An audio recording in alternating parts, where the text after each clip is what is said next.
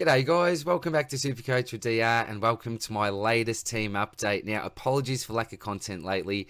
I've just been absolutely under the pump at work, but hopefully in the next couple of weeks that'll ease up a little bit and I'll be able to pump out a lot more than what I have been in the last couple of weeks lately anyway. But I have just helped Benny out from honeyball.com.au, put out an article there. That'll be part of the pre-season guide, so make sure you check that out when it's available. And really looking forward to getting together with George and a few of the boys, doing something a little bit different, getting together and popping a video out. That'll be, a lot of fun. So there'll be more details about that.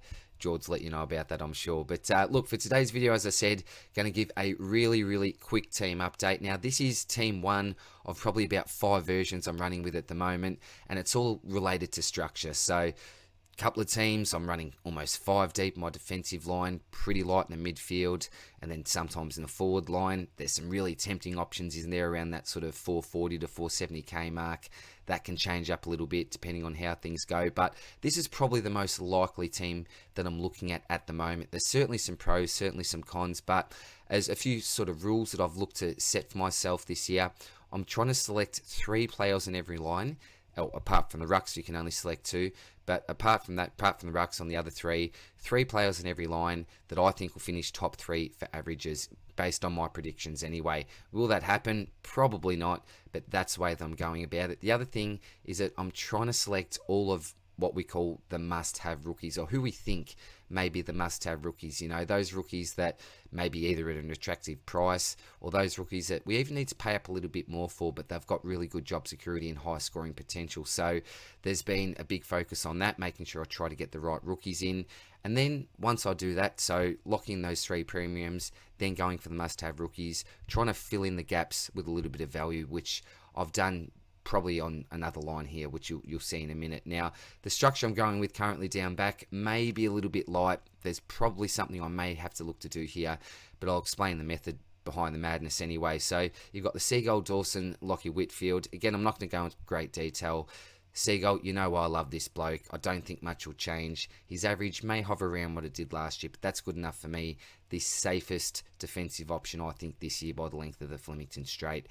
Jordan Dawson, well, he's a bloke that's come in for Aaron Hall. So I looked at a Short, looked at a Ridley. There's been Sicily here. Not in this position. Sicily's probably been the D4 option I've been looking at times. But for me, Dawson, I think there is upside to the pick. Depending on what his role is, he'll be a real watch during the practice matches. But if he can get a little bit of inside time, I think they'll look to get the ball in his hands. You know what this bloke's strengths are. So at 550k, this bloke has come in for the time being for Aaron Hall anyway. And Lockie Whitfield again at 502k. I think he's got the potential to average within the top 3. He needs to stay in the park. That has been difficult in seasons past, but we have seen before him play a full season and average really well. So at 502k, I think that he's a real value pick. There's a little bit of risk attached to it, sure, but I think he'll be a pretty highly owned player at the same time, so that risk sort of minimises a little bit, given the fact that lots of your opponents will have him as well. Now, this is sort of chopped and changed, but this man, Kitty Coleman, I really like him. I like his role, and I like his DPP. And the fact that we're a little bit unsure in our back lines and forward lines this year, the fact that this man can swing both ways when you've got a De Koning or a Skinner, a player like that on the Pine, then I think that will be absolutely invaluable. Big fan of DPP, but Kitty, I think he should have the role. Again, this will be a bit of a watch in the pre-season, but receive praise from his coach, from his teammates. As I said, he's got the role. He's good defensively. He can also attack. I really like what I've heard about him in the pre-season. So, Kitty, I'm a Brisbane man, as you know. I'm finding it really hard to leave him out of my side, and I think that he allows me to go a little bit lighter down back because of his job security, and also I think he's got pretty nice scoring potential as well. I'm not saying a keeper potential, but I think he'll make me enough money and give me the job security and the points on field for that to be a really worthwhile selection. And as I said, I've mentioned it already a couple of times, that DPP is really nice with Kitty. So I think that he'll allow me to go a little bit lighter down back, because lots of people might have a Short or a Ridley or even a Sicily in that position and still be fielding 2 rookies on field. So lots of people are going 5, I know, But yeah, I think he gives me a little bit more flexibility there. But I'm probably one more premium down than other sides as well, which I'm aware of as well, which is a risk. Then you got Mitch Hinge. So he's obviously an ex-Brisbane player. I'm pretty sure the story was that we offered him a 1-year contract. It's not like we delisted this bloke, but then Adelaide offered him a little bit of a better deal. I think it must have been 2+ at least. So yeah, look, I rate Hinge as a player. I was actually pretty sad to see him go, but you know what Brisbane like as a team. It was really hard for him to really crack in to the ones. And look, when he has played senior football, he's actually shown the ability to score pretty well. So those shoulders worry me. Durability is a real concern. But if he plays round 1 in Adelaide, I think he's got a pretty nice role, given the fact he can play halfback, wing. Seedsman's out at the moment. Miller, will he even get up for the season? He's looking all right at the moment, but we always worry about someone like him. But at 180k, I'm paying up a little bit. But I'm paying up a little bit more for that security and scoring potential, because we're not blessed with many rookies here in the back line, are we? Nathan O'Driscoll, so heard pretty good things about him. Loves to tackle, been getting some CBAs, but again, we're not really sure what that midfield setup's going to look like come round 1. You've still got Mundy and Fife, who may spend a little bit of time through there. Brayshaw, obviously, you got your Erasmus, who's looking okay. I don't think Brodie will be right, but look, there's a little bit of competition there. Does he play? I hope that he does. I think that he's got a pretty good chance, and if he does, then I'm pretty much prepared to play him on field as well. And then I've gone for a bit more security here on my bench now. Josh Sin. Originally, I wasn't really keen on Sin because, 157k, you're paying up a little bit more. I didn't know about his body. Victorian rookie. Yeah, wasn't a huge fan, but I've heard some really good things about him in the preseason. And again, pretty similar to Coleman, or maybe not on Coleman levels, but yeah, teammates, coaches have been praising him. So I actually think he's got a pretty good chance of playing round 1. Now, will he score well? I'm not too sure, but I think he's one of the better options down back in the rookie cupboard if he does play anyway. And then Charlie Dean. So I've got Roughhead out, obviously. Does he play round 1? I hope that he does. How long does he stay in the side for? I'm really not sure. But even if that's until round 6, he's still got 3 price rises from 102k. Could that be worth it? Yeah, possibly. I'm not too sure. But look, at this stage, I'm happy to start him at 102k. And you'll notice that I do have 58k in the bank as well, which is always really, really handy. And that gives me a little bit of flexibility. So that's a defensive line. We'll go into the midfield now. So you can see, same theory. I've gone with the 3 real big dogs who I think will be the 3 highest averaging players this year. And that's Jack McRae, Jack Steele, and my man, Tuke Miller. And I've also got Lockie Neal in there as well, who I'll talk about quickly now. McRae, don't need to say too much about him. Just look at his history. Look at what this man does. I think he'll just continue with his usual role. High amount of CBAs, 30+ possessions most weeks. You can lock that in. Really nice vice-captaincy option with those early games. I think he's almost someone that you've just got to have. Jack Steele, no reason I see this man going backwards. 2+ years of around 125+. So I love everything about Jack Steele. I love the way that he plays. I love the way that he leads. If he's not getting the ball, he can drift down forward, impact the scoreboard, and he's always tackling. He's just a beast. He's a contested beast. So Jack Steele, I think, is close to an absolute lock as well. And then this man, Tuke Miller. Now, again, I'm not going to go into great detail about him. I did make a 15-minute player profile video, so if you're really interested in all of my thoughts and, to see, a fair few numbers, then go and check that out. But again, similar to Steele, very similar play style. I just love what he does. Just signed on as captain as well, so that is absolutely awesome. It's been a long time coming, I think. His leadership potential is just absolutely through the roof. Very loyal type player, and the hardest worker in the AFL. So very happy to lock him in my side. Gold Coast as a team, I don't think they're going to be overly successful. Who's he kick it to? There's no king. I'm not too sure, but, there's a few slight concerns. He doesn't have the runs on the board, I suppose you could say, but at this stage, I'm just running with the man. I'm pretty confident on the pick.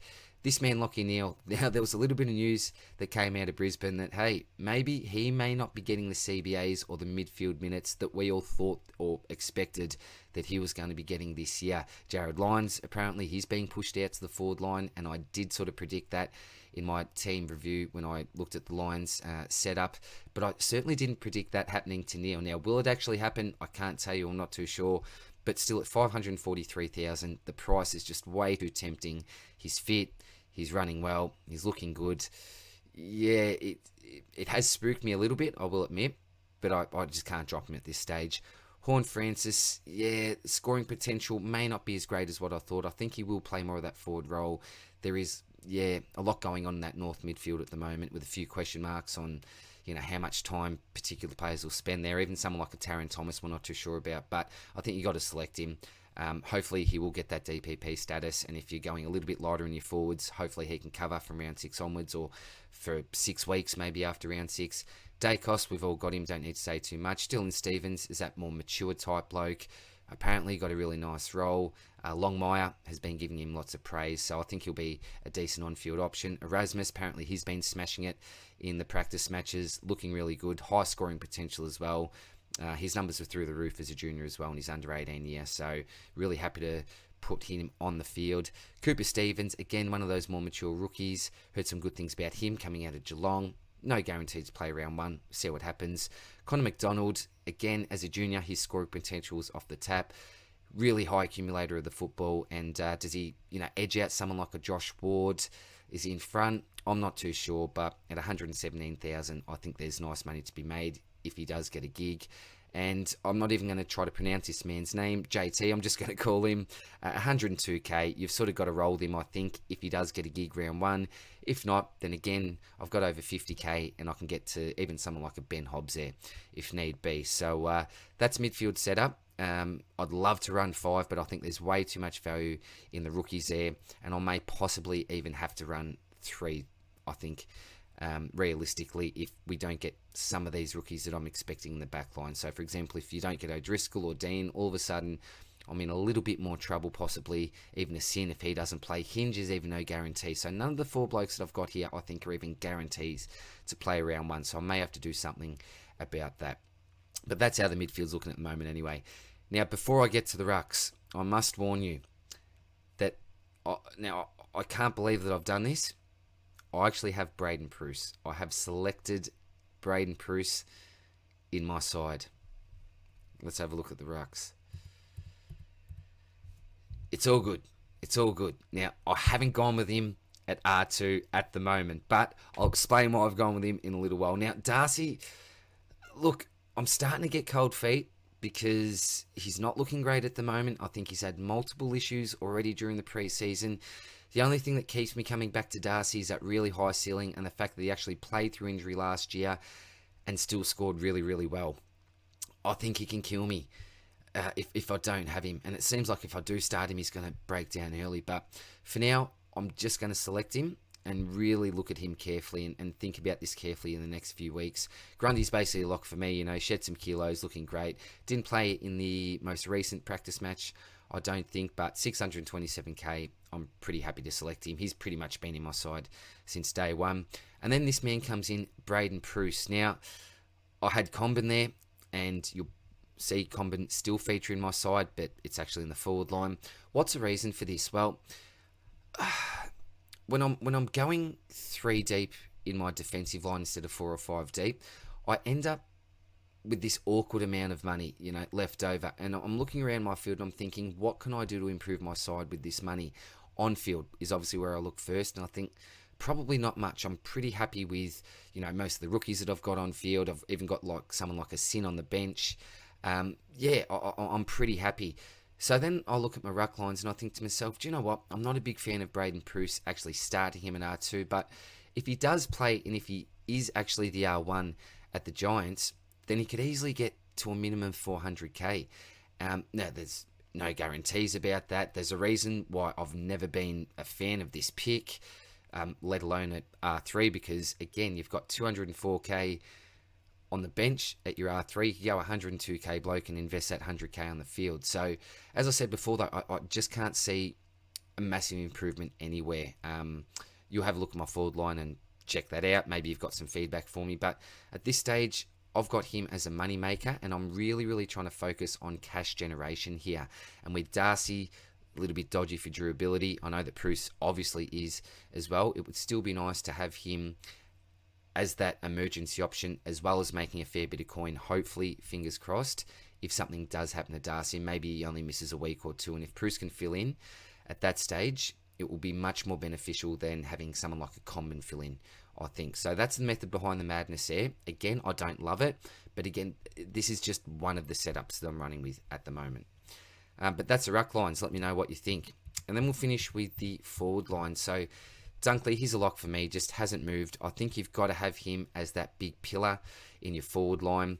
There's lots of tempting options that may break out, may try to get to that uber elite. We're talking forward uber elite, which is that probably 110 plus mark, unlike your midfield where you're looking the 120 to 125 plus. But Dunkley, I think he's got the potential to average 10 to 15 points more than the next best averaging forward that we can select this year. He's just that much of a beast. I think you've just got to select him, to be quite honest. Durability, always a bit of a concern, and it is. And you'll notice that with some of the players in my side this year, but again, 35 trades, that's something we can take into account.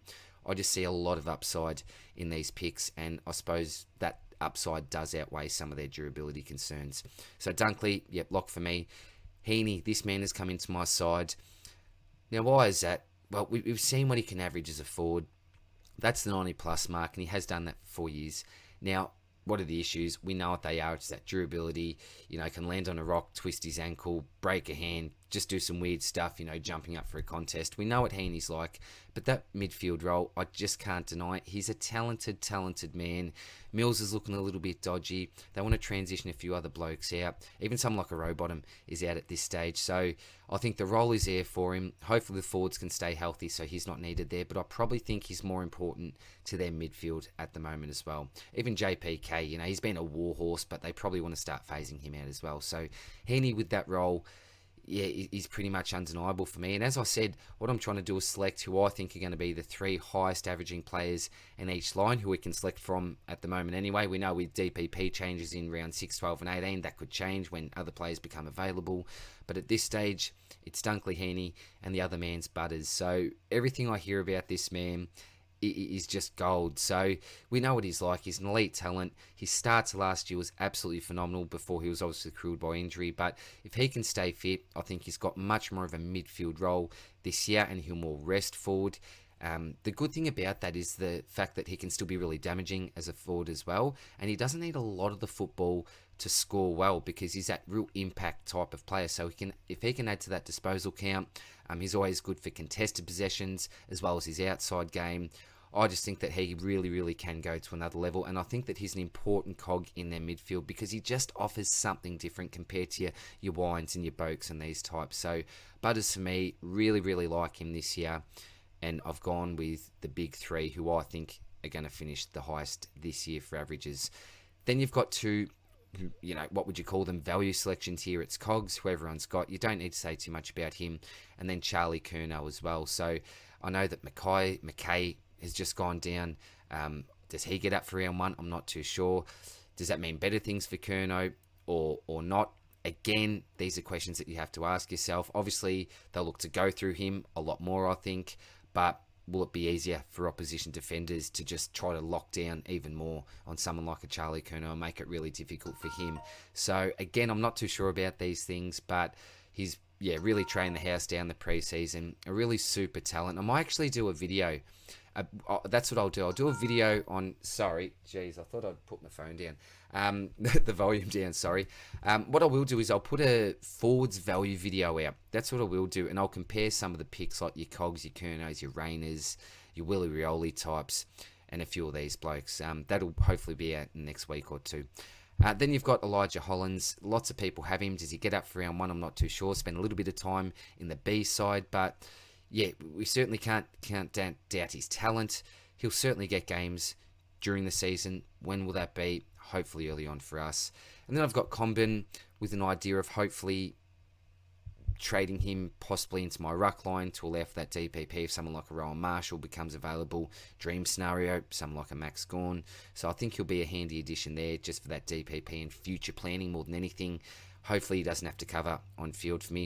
And then you've got Sam Skinner. So this could be a DeConning from Geelong, but if Skinner plays, I probably like his scoring potential more. I'd say that DeConning has probably better job security, so it just depends on how I want to go there. But I've gone with Skinner at this stage, but that could change. So that is the team at the moment. Again, I don't love it. I think it may be a little bit light down back, but yeah, see how we go during the practice games. Really looking forward to them. And the other thing I need to mention as well, is that I will be putting out some leagues soon. So I will have at least the one league, and I will be dropping the league code in the next 2 or 3 videos. And what I might even do is give the first 2 numbers out in the next one, then the next 2, then the next 2, and that way it will really reward those real loyal people that have been with me for the last couple of years, and really do support me with my content. And I really do appreciate anyone that watches my videos, but really do appreciate even more those people that leave a comment and really do have some great discussion with me. So I'll leave it there, guys.